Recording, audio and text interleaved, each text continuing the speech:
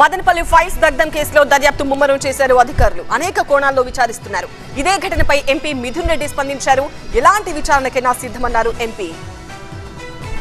అన్నమయ్య జిల్లా Madanapalle sub collector కార్యాలయంలోని files దగ్ధం కేసులో ఇన్వెస్టిగేషన్ స్పీడప్ చేశారు అధికారులు. నిందితుల్ని వెంటనే గుర్తించాలన్న ప్రభుత్వ ఆదేశాలతో 12 బృందాలతో కేసును ఇన్వెస్టిగేట్ చేస్తున్నారు. కేసును రెవెన్యూ శాఖ స్పెషల్ సిఎస్ ఆర్పి సిసోడియాతో పాటు సిఐడి చీఫ్ రవిశంకర్ రంగంలోకి దిగి విచారిస్తున్నారు. సబ్ కలెక్టర్ కార్యాలయాన్ని క్షుణ్ణంగా పరిశీలించారు.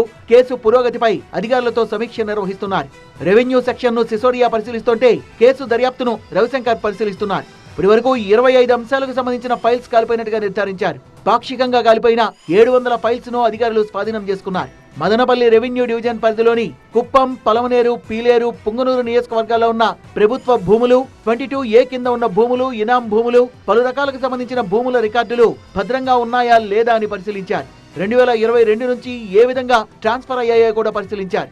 భూ సమస్యలతో బాధపడుతున్న వారి నుంచి స్వయంగా సిసోడియా రిప్రజెంటేషన్లు తీసుకున్నారు. గతంలో మదనపల్లి ఆర్డీఓలుగా పనిచేసిన మురళీ, హరిప్రసాద్ ఇళ్లలో సోదాలు చేశారు. వైసీపీ నేత మాధవరెడ్డి ఇంట్లో పలు పత్రాలని స్వాధీనం చేసుకున్నారు సిఐడి అధికారులు. మొత్తం 40 మంది అనుమానితుల్ని విచారిస్తున్నారు. ఇప్పటికే ఆర్డీఓ, డిప్యూటీ తహసీల్దార్, 2 సీనియర్ అసిస్టెంట్లను అదుపులోకి తీసుకున్నారు. ఫైల్స్ కి నిప్పు పెట్టిన వారినే కాదు, వారి వెనుకున్న వారిని కూడా పట్టుకునేందుకు లోతైన దర్యాప్తు చేస్తున్నారు అధికారులు. స్వయంగా రాష్ట్ర డీజీపీ ఈ కేసును పర్యవేక్షిస్తున్నారు. ఎప్పటికప్పుడు కేసుకు సంబంధించిన వివరాల్ని ముఖ్యమంత్రికి చేరవేస్తున్నారు. అటు తమ ఇమేజ్ ను దెబ్బతీసేందుకు ఫైల్స్ దగ్ధం కేసును కుట్రపూరితంగా తమపై రుద్దే ప్రయత్నం చేస్తున్నారని ఆరోపించారు ఎంపీ మిథున్ రెడ్డి.